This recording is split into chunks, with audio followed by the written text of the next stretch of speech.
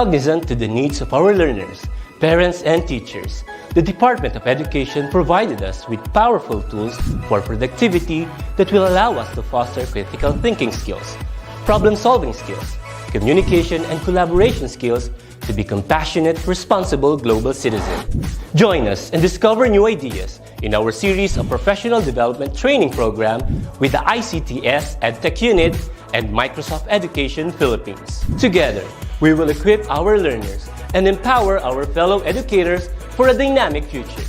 Para sa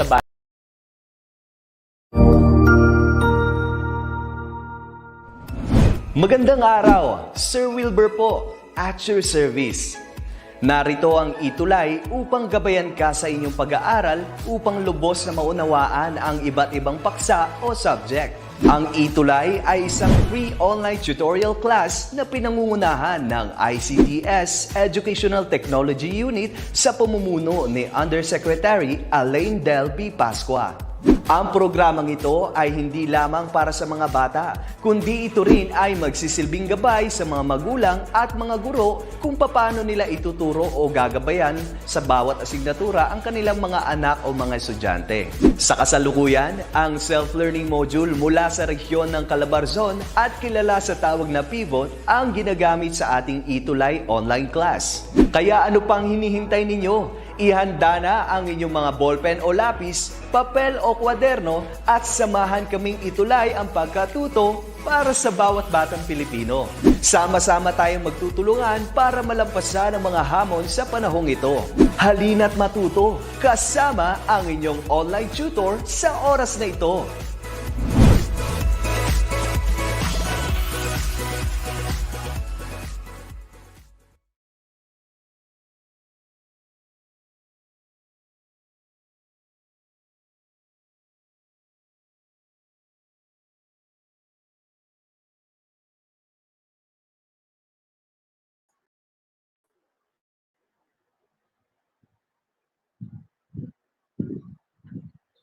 Alright, so good afternoon sa inyong lahat, especially sa ating mga senior high school learners, pati na rin po sa ating mga parents and guardians who are with their kids or with their teenagers kasabay sa kanilang pag-aaral. Good afternoon po sa inyong lahat. So my name is Tutor Tony or Sir Tony.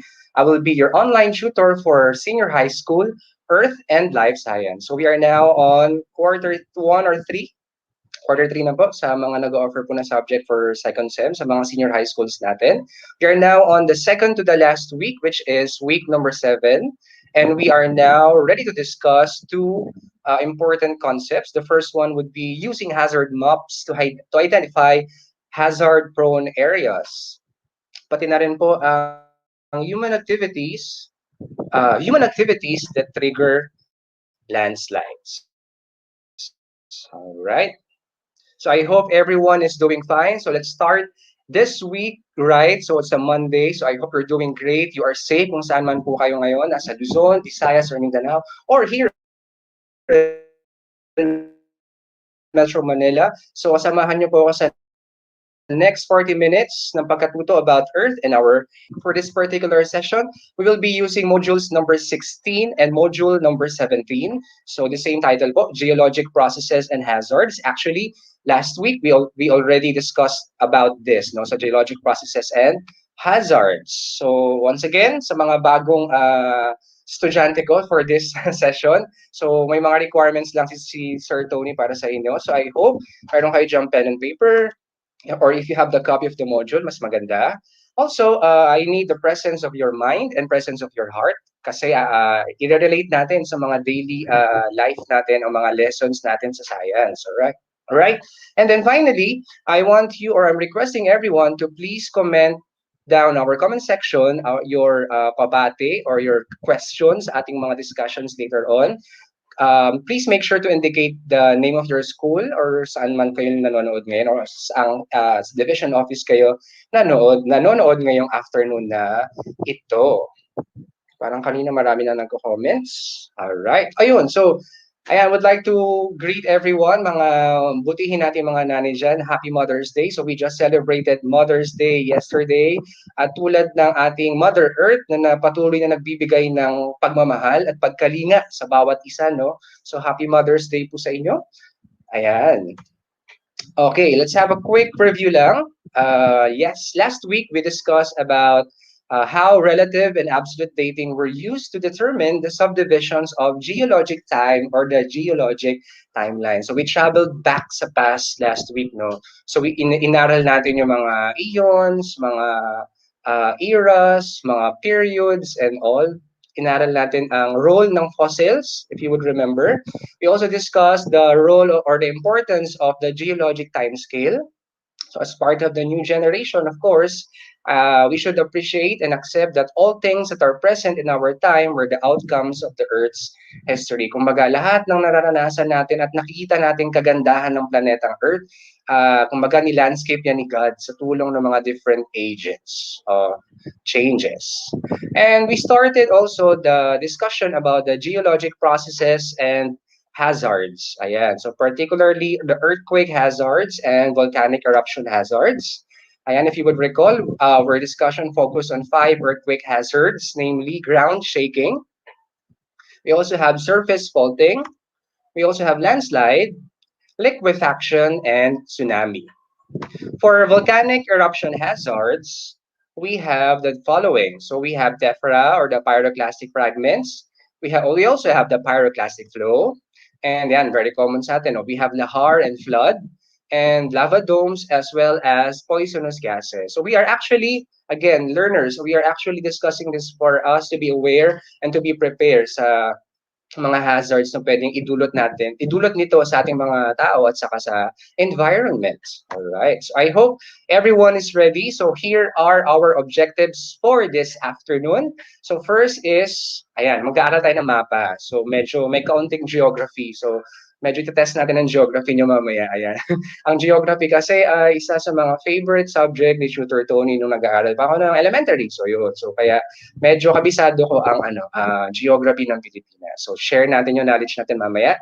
But this time, yung mapa is devised or designed into a hazard map. So we have to identify areas prone to hazards brought about. Tatlo lang ha. So ikot sa yung discussion natin sa tatlo. We have earthquakes, volcanic eruptions, and landslides. And then our second objective for this afternoon, we're going to identify human activities that speed up or trigger landslides. So I hope everyone is ready. So konting shout out lang tayo na mabilis. So Limin here, good afternoon from SMR. Good afternoon as well to Rovelyn Solis, to Christine Faith Dagdag. Ayan. So good afternoon watching from Pampanga. Ayan. Sir Jester, happy birthday, sir. Ayan, nanonood siya ngayon. John Lloyd Didihos from Lawaan, Talisay City. I think this one is in Batangas. Ayan. And from Davao del Norte. Ayan. From Mindanao. Thank you so much for watching. So I hope that you will be able to share din this live stream para at least marami ang may maabot ng ating tutorial session. Let's begin. So first target natin, using hazard maps to identify hazard-prone areas. So mamaya sa discussion natin, you will be seeing different versions of hazard maps. So meron tayong plain lang, tapos meron tayong mga mas high-tech na those that we can see on websites or on applications, mga mobile apps natin. So this one is shown in on the screen is one of the examples na ng ating hazard maps.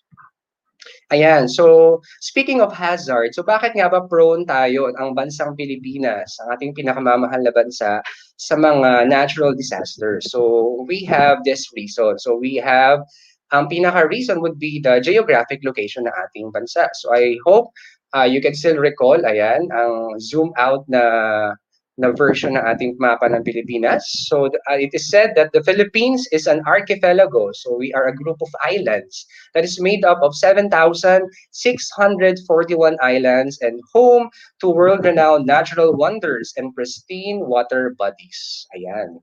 So we are actually located, ito yung pinaka-main reason. So we rest on the Pacific Typhoon Belt. Again, that's Pacific Typhoon Belt. So kaya we are experiencing a lot of typhoons, average mga 20 plus, di ba? Sabi sa mga weather reports natin. And we are experiencing earthquakes and volcanic eruptions because we are also located on the Pacific's earthquake and volcanic ring of fire, kung saan 75% of the world's active and dormant volcanoes are found. So parang ring talaga yan, kung titignan mo, kasama yung sa North America at saka sa South America palibot. So para talaga siyang ring. Kaya ang tawag sa kanya ay Ring of Fire. So Pacific Typhoon Belt at saka Pacific Earthquake and Volcano Ring of Fire. Tandaan yan, ha? Next, we have to define three terms. First is, ito, na-discuss na actually last week. Refresh ko lang inyong mga brain cells. We have geologic process. This is a natural force that shaped the physical makeup of a planet. So we started the discussion with weathering, ayan, erosion, and all the other processes na nag-shape, nagla-landscape pa, patuloy na nagla-landscape na ating planeta. Alright? So primarily, these forces causes movements of plates, di ba? Yung diniscuss din natin yung mga previous discussions natin. The second term is we have hazard. What is a hazard, sir? It is a phenomenon caused by natural or human forces which poses threat to humans, animals, properties, and the environment. So meron tayong dalawang categories. So we have natural, of course, gawa yan ni Mother Earth. Kumbaga, hindi naman papigilan, it's natural.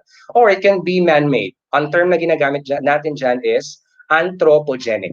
So we have natural and anthropogenic or the man-made hazards.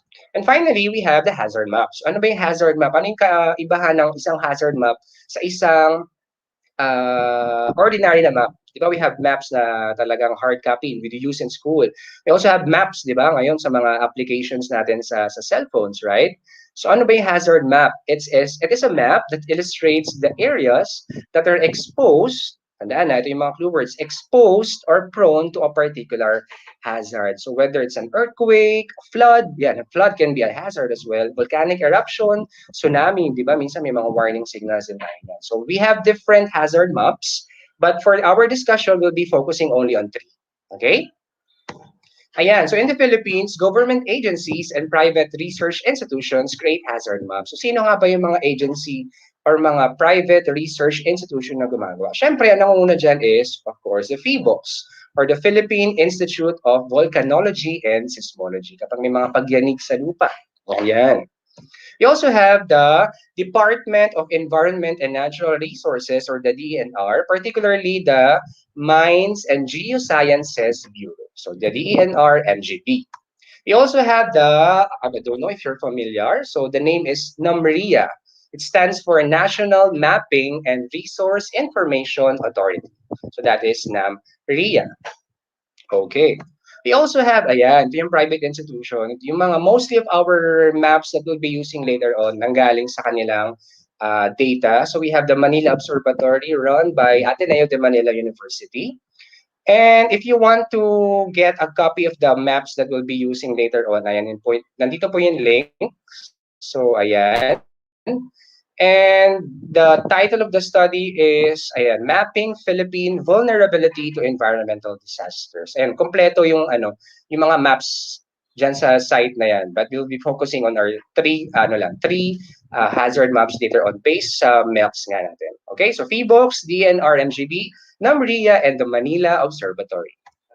Ayan, so let's have a quick recall lang, no? So, I don't know kung kailan kayo last nag-aral ng mapa. I think nung second year or third year high school, tsaka nung elementary, di ba? Gamit na gamit yan sa social studies. But for geologists, ayan, we have hazard maps, and we have parts like the title of the map. Ayan, so ating title, earthquake-prone areas. It also has legends or symbols. Of course, ang mapa ay hindi mapa kung walang north arrow, di ba? Ayan, the north arrow gives the user a sense of direction.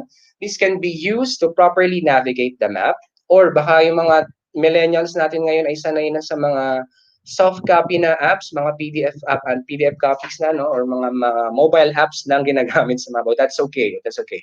And then finally, we have the scale of the map. Ayan. This is the ratio between the distance on the map and on the graph. So this one example lang sa mga maps na titingnan natin this afternoon. Okay. We have viewers na actually. So kanina from Davao, meron naman tayo from Kawayan City, Villa Concepcion National High School. Hello po, Miss Nerissa Ramos Junio. Miss Revi Tamaya from Bago City. Ayan. Apalit District. Miss Jesusa Pingol. Jocelyn Omila Pableo, good afternoon. Chins Kakal from San Pablo National High School. And from Isabela. Ayan. Isabela, si TJ Orteza Mansibang. So I hope you're enjoying our session. Let us now focus on this first hazard map.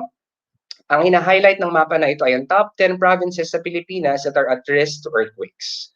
If you will notice, hinhighlight ko or inipa ko yung kulay ng number 1 tsaka number 8. Kasi sila lang yung nasa Mindanao. Okay? You have to remember, class, na hindi porket wala ka sa top 10, you should not be aware or be prepared sa mga disasters or sa mga hazards natin. So this only shows na based sa data na nakuha ng Manila Observatory at saka ng DNR, ito yung top 10 na at risk sa earthquakes. So bakit number 1 ang Surigao del Sur? And number 8 ang Davao Oriental. So they are at risk to hazard due to the Philippine Trench. If you would remember, trenches are the deepest part ng mga oceans natin, and there could be motions, meron paggalaw, and it can cause earthquakes. And meron din, aside from the Philippine Trench, meron din tayong tinatawag na mga active faults. Diba? So ano ba yung fault na alam ninyo? Dito yung fault na sinisisi mo yung kaibigan mo. Fault means fracture sa ground that can also be a cause or that can also trigger earthquakes. Ayan. So yun na, Surigao del Sur and Davao Oriental, because of the Philippine Trench and active faults. Bakit nasa listahan si La Union at saka si Pangasinan? Ayan, La Union and Pangasinan, number 2 and number 4 respectively, because of the Manila Trench naman. And other provinces like Benguet, La Union, Nueva Vizcaya, Eastern Pangasinan, and Nueva Ecija is due to its location along the Philippine Fault Zone. So hindi naman ibig sabihin na kapag yung location mo ay hindi siya prone sa earthquakes, o tatandaan na hindi ka na maghahanda. So you just have to prepare pa rin. Hindi man earthquake, sa ibang hazards naman. Alright? So yun ang top 10 natin. So this one is very simple map. Let's take a look at this map. So zoom ko lang. Ayan, zoom natin. So this one is another version of an earthquake hazard map. So mas detalyado to. As you can see, nandiyan yung mga elements or mga parts, the north arrow, the scale, and the legends. So you can see marami mga dots, mga circles. It represents the magnitude, okay? The magnitude or the energy, kung gaano kalakas yung energy na pwedeng ma-release on that particular area kapag nagkaroon ng earthquake. Color-coded din siya sa mga number of earthquake hits. So the darker the color, mas prone talaga siya sa earthquake. And if you will notice, ang mga dark dyan, ito sa Luzon, ayan, 76 to 100 earthquake hits. Ayan, yung mga nabanggit natin kanina sa top 10. Ayan, di ba? So the others, ayan, so sa gilid, mapapansin nyo, meron din sa gilid-gilid kasi nga, nasa Pacific Ring of Fire sa right side. And ayan, nandyan yung sa Davao. Okay, itong part na to. And, alright. So Palawan daw, actually, Palawan is isa sa mga safe na place daw sa Pilipinas kasi bihira naman siyang i-hit ng mga earthquakes. So this one is one of the few examples sa ating earthquake hazard maps. Okay, alright. So I hope everyone is learning. Ayan, so balikan lang natin, no? So we have Surigao, number 1. Ayan, and all the others are nasa Luzon. So Surigao and Davao Oriental ang nasa Mindanao na very prone sa earthquakes. Next is, or are the top 10 provinces that are at risk to volcanic eruptions. Ayan, familiar ba kayo sa mga lugar na to? So we have, first on the rank would be Camiguin.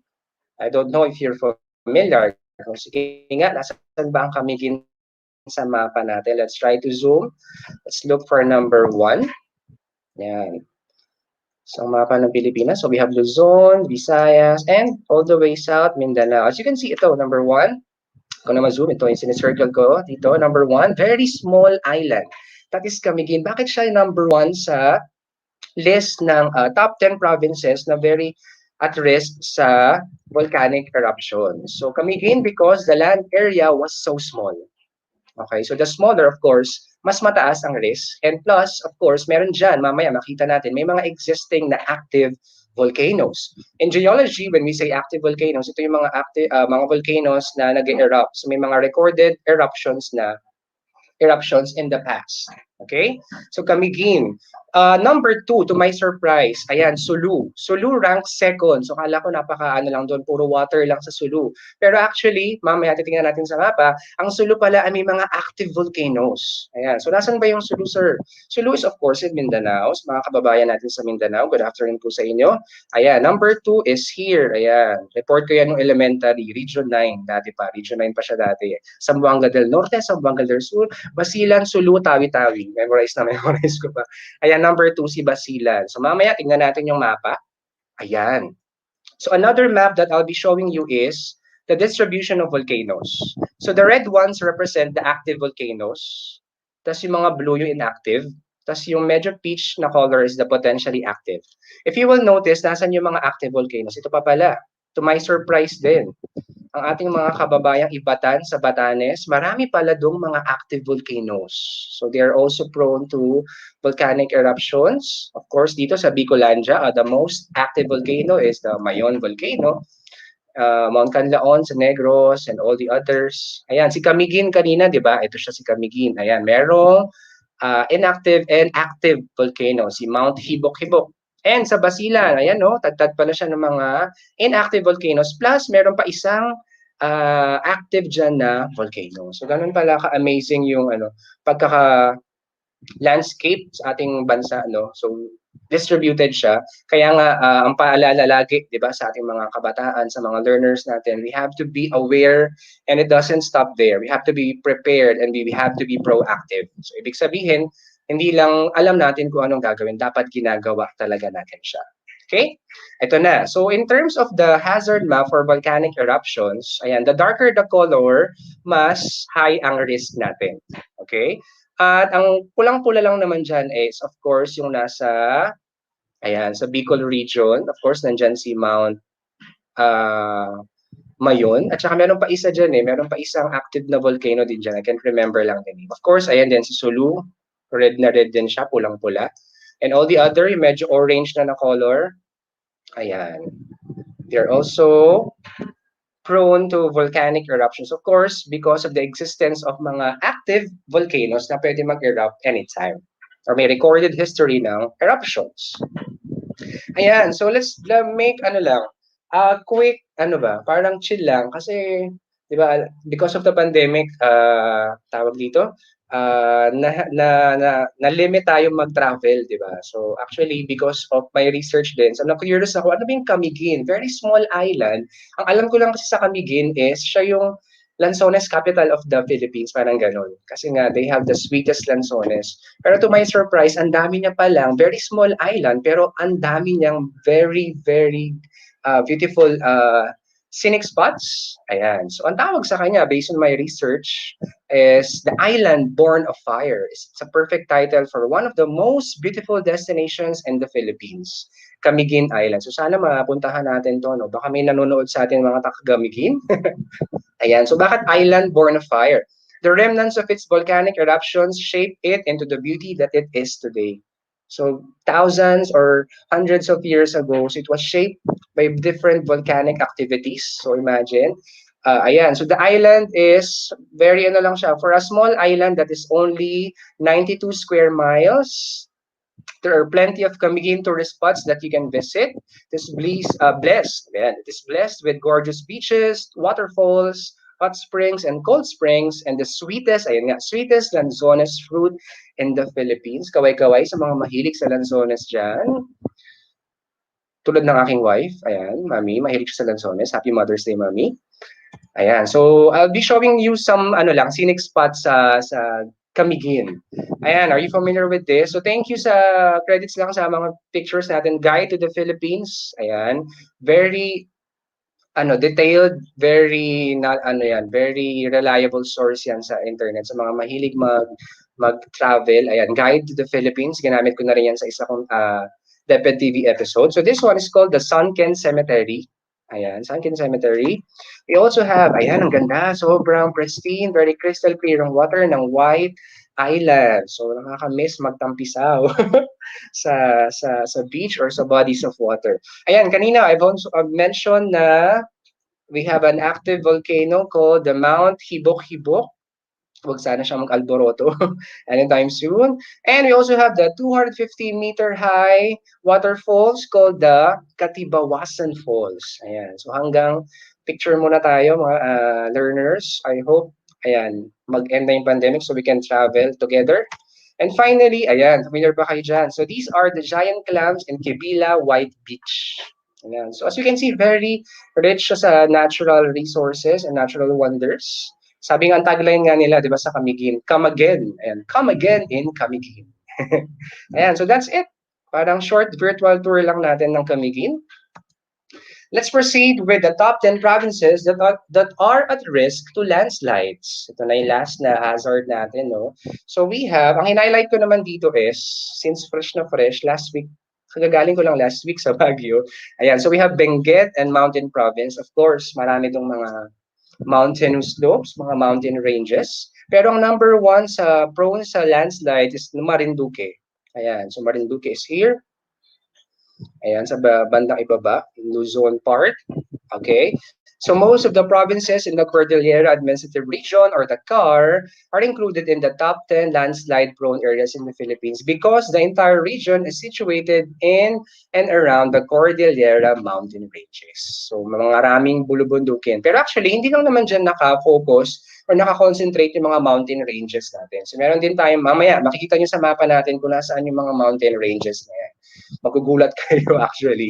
Kasi nagulat din ako, ganun pala. So may mga distributions din pala ng mountain ranges doon. Alright, so ayun. So after massive and continuous rain or earthquakes, yung nakakatakot, di ba? Kapag sobrang lakas, di ba, sa mga news. Papanood natin. After every strong, very category 4 na typhoon, may mga hindi nawawala sa news sa mga reports about landslides na nakakalungkot, no? So certain areas on the hills and mountains become, ito yung nangyayari, lumalambot, humihina yung kapit ng soil, and then eventually magla-landslide na nga. All right. Ayan, so these are the map, or this is the map that shows the earthquake-induced shallow landslides. As you can see, ayan, high danger zone. Grabe pulang-pula ang ating mapa. So ibig sabihin, may mga locations dyan or may mga areas talaga na mabundok or bulubundukin that are very prone to landslides. Okay, others naman, ayan, very safe sila. Ayan. Okay. So after that discussion about the hazard maps on earthquakes, on volcanic eruptions and landslides, let's try to answer this. So pa-flash ko muna dyan for a while. And then konting shout-out lang tayo mabilis. Heavenly Heart Yutanghihan, good day. Ayan, from Davao City, thank you for watching. Kathleen Faye Duldulao. Tama ba? Duldulao from San Pablo National High School. Good afternoon, Sir Joel Codiamat. Ayan, pa-shoutout po kami dito sa Flora National High School, Apayao Division. So, Apayao, wow. Lapit yan sa di ba? Sa bulubundukin ng ng Benguet. Mark Anthony watching from San Pablo. So Wyra Datu Dakula, good afternoon po. Mem, ayan, also watching from Davao de Oro, Mem Macy, and Mike Estioco, also watching from San Pablo National High School. So I hope you are learning from our discussion. We are now on week 7 of Senior High School Earth and Life Science. Let's answer this. Let's complete the statements by filling up with the correct term or phrases. Number 1, the Philippines experiences more earthquakes and volcanic eruptions because it is located in the, tawag doon. So you may comment your answer. Wag mahiya. So pwede kayong magpahabol ng sagot. But the answer for that is, so flash natin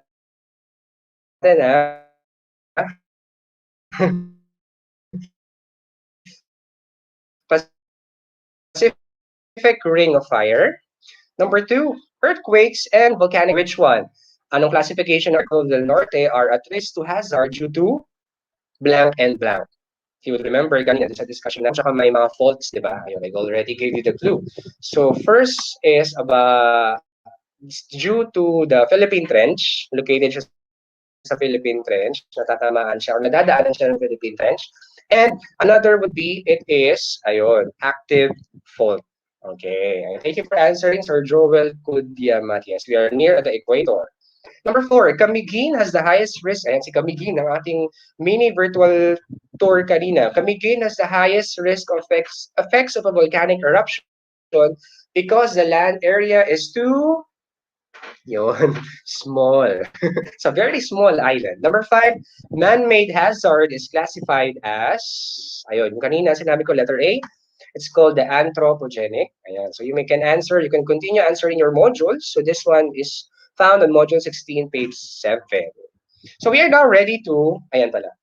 So you can visit pala the website of PBooks, philipbooks.dost.gov.ph. So you can download different hazard maps that you can study. Ayan, pwede nyo mag-aral ng geography. And at the same time, a means then para maging prepared at aware kayo sa mga hazards. We are now ready to discuss the second objective, the human activities that trigger landslides. So bakit nga ba? Ano bang ginawa ng tao? So we are blessed by God ng different resources. Pero aminin man natin or hindi, we are actually doing negatively, no? Meron tayong part, it could be pero tayong sisihin sa mga different landslides na to. I will know more about that as we move on with our discussion. So let's define what is a landslide. Landslide is an occurrence in which soil, rocks, and vegetal debris are transported suddenly or slowly down on a slope due to an insufficient stability. So hindi na stable ang soil hanggang to the point na sumuko na siya at nag-let go. So para lang yung puso mo na kailangan na mag-let go. De joke lang. Humugot, hindi. Ayun, so hindi na kayang supportan, especially ng mga roots ng plants. Ayun. So ang pinaka-effect, ang negative effect would be the downward crushing of the soil, di ba? So nag-erode na yung soil dyan. Kasama yung mga vegetal debris. It refers to the plants. Let's show some pictures. Ayan. So I think this one is in Etogon, Benguet. Yung pinaka-recent na landslide, no? Ang daming dyan. Casualties. Sana wag na mangyari. Ayan. We also have this. Of course, merong mga kababayan tayong mga nakatira sa mga gilid ng bundok, no? And they are very prone to landslides. And actually sa mga typhoons before mag-travel yan or pumunta yan, bumisita sa bansa natin, they're given warnings naman. Okay? We also have another, ayan, medyo nakaka-shock na tagpo. Ayan, can you see the large boulders, mga rocks? And even mga properties like cars ay kayang durugin in seconds or in minutes. Ganun ka, very dangerous ang landslides.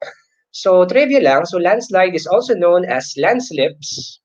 Yan so meron palang ibang terms sa mga geologists for that. Landslips, slumps, or slope failure. So parang fail na siya, hindi niya na kinaya ang mga hamon ng buhay. Nagkaroon na ng landslide. Ayun. So nag-joke lang si Sir para medyo light ang ating discussion. So those are the definitions of landslide and the other terms. Ayan. So let us now focus on the different human activities that speed up or trigger landslide. So first, overloading slopes. So hindi na kinaya ng tarik, kumbaga or when we say slope kasi that yung tarik di ba? So minsan wala na tayong sense of urban planning or planning ng kung paano kino-construct yung mga daanan natin. Ayan, so nagkakaroon talaga tayo ng landslides. The second one, you're familiar with mining, di ba? Mining which uses explosives underground. So dahil sa mga explosives na yon, lumalambot, naging unstable yung lupa. So it can trigger a landslide. Letter C is about excavation or mga paghuhukay, excavation or displacement of rocks. Pag na-displace, of course, yung soil at saka yung mga rocks, may tendency na maging unstable yung particular area. So it can also trigger landslide. The next one is the land use such as modification of slopes para gawing roads, railways, buildings, houses, and etc. So meron tayong mga subdivisions before. I can remember yung bata pa ako noon. Parang Cherry Hill subdivision, very tragic yun na hindi siya well engineered or parang hindi siya ganun katibay to the point na because of the shaking or naging unstable ang soil, talagang nagkaroon ng massive destruction ng houses, nagkaroon ng landslides and all. So yun ang iniiwasan natin. That's why we have experts in geosciences. So before tayo mag-construct ng mga railroads, buildings, subdivisions, yung mga experts natin, kailangan ma-assess yung stability ng soil. So if you're interested with that, I think ang course na kailangan mong kunin for college is yung geodetic engineering or anything that is related to geosciences. Yun. So you can take a career of that in the future. Another activities, we have quarrying and land pollution. So yung quarrying naman, ito yung kasama sa quarrying yung excavation or pit open to the air from which buildings, stones, slate, or the like is obtained by cutting, blasting, etc. Nagka-quarry para gawing construction materials. So yung first picture natin is found in Rizal. So part yan ng mga mountain ranges dyan sa Rizal. So ganyan na siya, itsura niya, kakakwari ng mga tao. Next would be, the next activity would be land pollution. So napopollute si land or yung soil. So dinedegrade niya yung land surface ng earth and the minerals are being exploited. Ayan. So yung second picture naman, ayan, na-research ko sa web. May link tayo dyan sa baba.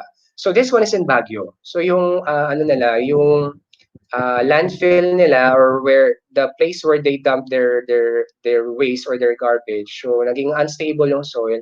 Ang nangyari ayan. Because may factor na rin syempre ng ano dyan, water during the typhoon, so heavy rainfall. So that's one. Ayan, sa Baguio, meron ding mga houses na na-destroy. So hopefully walang life na nakuha or walang namatay dyan sa sa event na yan. And then finally, we have excavation. I have mentioned earlier ng mga paghukay-hukay natin. Maayos naman, minsan sinisira. Joke lang po. Excavation and of course, cutting of trees. So trees are very, very important. So they are natural oxygen givers sa ating mga humans and sa mga animals. Plus, they hold the soil. So that's why the role of the trees are very important. Actually, dapat the more na nagpa-plant tayo, especially sa mga areas na may mga ganitong slopey areas. What I observed in Baguio City, no, ang ganda ng nila doon, ng vision nila doon. So nagtatanim talaga sila ng mga bagong pine trees. First time ko makakita ng parang seedling ng pine tree, ang cute-cute. And they're actually preparing for the future. So they are actually that's a means para ma-avoid nila yung mga hazard na tulad ng landslide, diba? So those are the human activities that speed up or trigger landslide. Ayan, precautionary measures. So ingat lang tayo, stay alert and awake. Listen for any unusual sounds. Be alert, kaya pang malapit kayo sa mga bodies of water, pa nagda-drive, ayan, so iwas-iwas na sa mga areas na yan. Be aware that strong shaking from earthquakes can induce or intensify the effects of landslides. Ayan, so we have a map, an app called the Hazard Hunter PH, if you're familiar.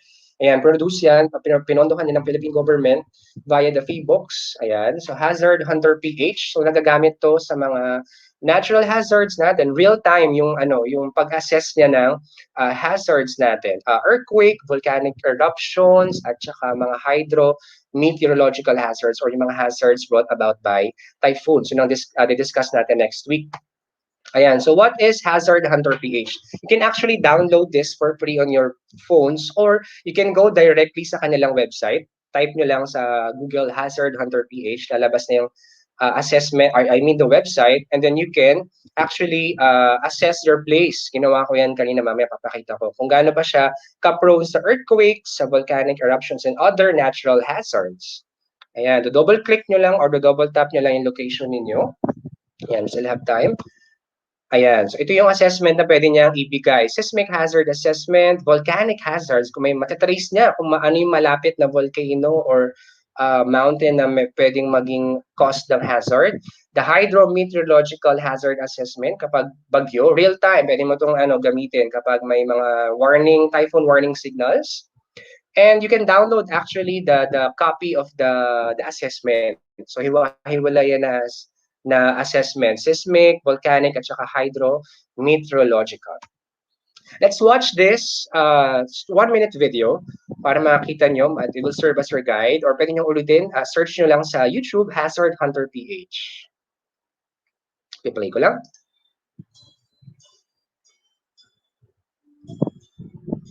Yan, hazardhunter.gris.gov.ph. Pwede nyo i-type ng location ninyo. Search, double-click or tap on the map and wait for assessment to finish. Mga 15 seconds lang yan. So when you're done, you select See Result. Ayan. Tapos magkakaroon ng interface sa right side, sa right panel. You can view the PDF with recommendations yan kung anong dapat gawin. View report on with recommendations. Very helpful app. Ginamit ko siya actually sa laptop. Ayan. We have the Seismic Hazard Assessment. Kung prone ba siya. Volcanic Hazard. And we also have Hydrometeorological Hazard Assessment. So pwede pala yung gamitin kapag may mga bagyo. Ayan. And the nearest critical facilities like schools, health facilities, and roads. So you can visit georisk.gov.ph. Very helpful app. Ayan. So actually, kahapon ko lang yan na-discover. So very helpful app. You can use that. You can visit their website, their Facebook, and their YouTube channel. Oops. Ayan. So ito yung in-assess ko kanina sa area namin. So sa subdivision namin, ayan. Tinype ko lang, tapos double tap ko. And then sa right panel, makikita na natin yung assessment niya. So first, seismic hazard assessment. So we are safe daw sa ground ruptures, but we are prone to ground shaking. As you can see on the, sige, zoom natin. Ayan, ground shaking. Safe naman sa landslides. Safe ang area namin sa liquefaction at saka tsunami. Volcanic hazard assessment says, the nearest volcano or active volcano in our location is the Taal volcano in Batangas.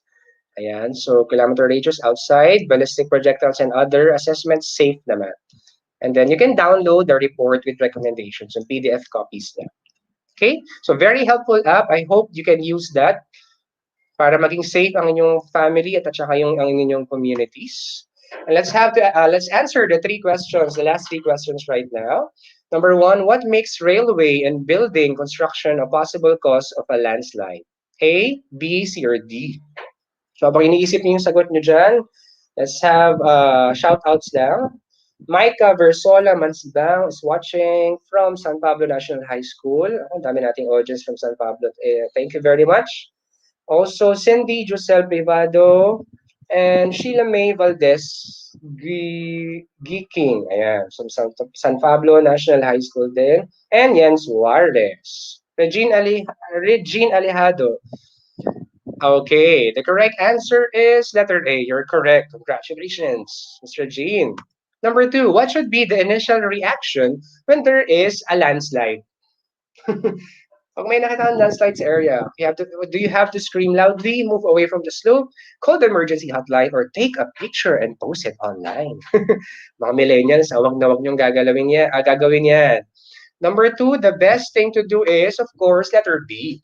Move away from the slope. You have to, dapat yung instinct natin, we have to run away from danger. Tapos tawag na rin tayo ng emergency for possible dangers din.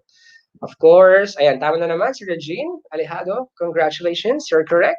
How about this, the last question? How can a community avoid the occurrence of a landslide in the future? So ano man dapat gawin? Avoid creating loud noises, call the emergency hotline, plant more trees in the slope, parang kinuwento ko sa Baguio kanina, di ba? Or construct more buildings. Of course, the correct answer is letter C. So, very important ang role ng mga trees natin para mapatibay at maging stable ang ating soil now and in the future. And of course, our session will not be complete without our segment called #BeInspired and #BeBlessed. So, I got the quote from Petra Nemkova from Czech Republic. So sabi niya, we cannot stop natural disasters. It's natural, di ba? It's part of the cycle ng Earth. But we can arm ourselves with knowledge.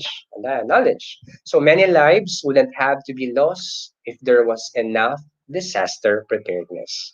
So yun, kailangan ma-embrace natin ng mga, especially our learners, di ba? Elementary pa lang yan, or as early as kinder na, elementary, high school, hanggang sa senior high school at saka sa kolehiyo, lagi yang ini-integrate sa mga lessons natin, disaster preparedness. So I hope you guys learn from our discussion right now, or for this session, for this afternoon.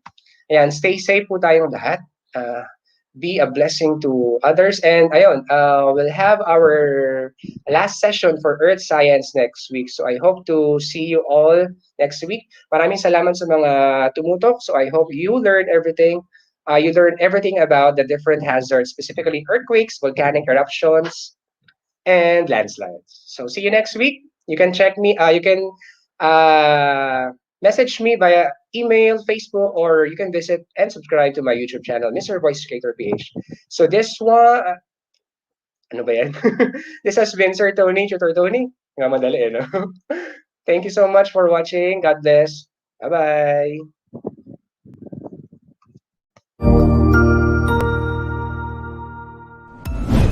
Sigurado ako na marami ka na namang natutuhan sa ating ETUlay tutorial session ngayong araw. Tandaan, ito ay hindi lamang para sa ating mga mag-aaral, kundi pati rin sa ating mga minamahal na guro at mga magulang na kaagapay natin para maituloy ang pagkatuto sa kabila ng nararanasang pandemya. Patuloy ding sumubaybay sa DepEd TV para sa mga araling ginawang video episodes. Mapapanood ito mula Lunes hanggang Sabado, alas 7 ng umaga hanggang alas 7 ng gabi sa inyong mga telebisyon. Abangan bukas mula 1:00 ng tanghali ang iba pang aralin sa ating ETUlay free online tutorial session sa English. I-like and subscribe at manatiling nakasubaybay sa ating ETUlay tutorial session sa DepEd Edtech Unit FB page at Educational Technology Unit channel sa YouTube at sa DepEd Tayo at DepEd Philippines social media accounts. Paalam!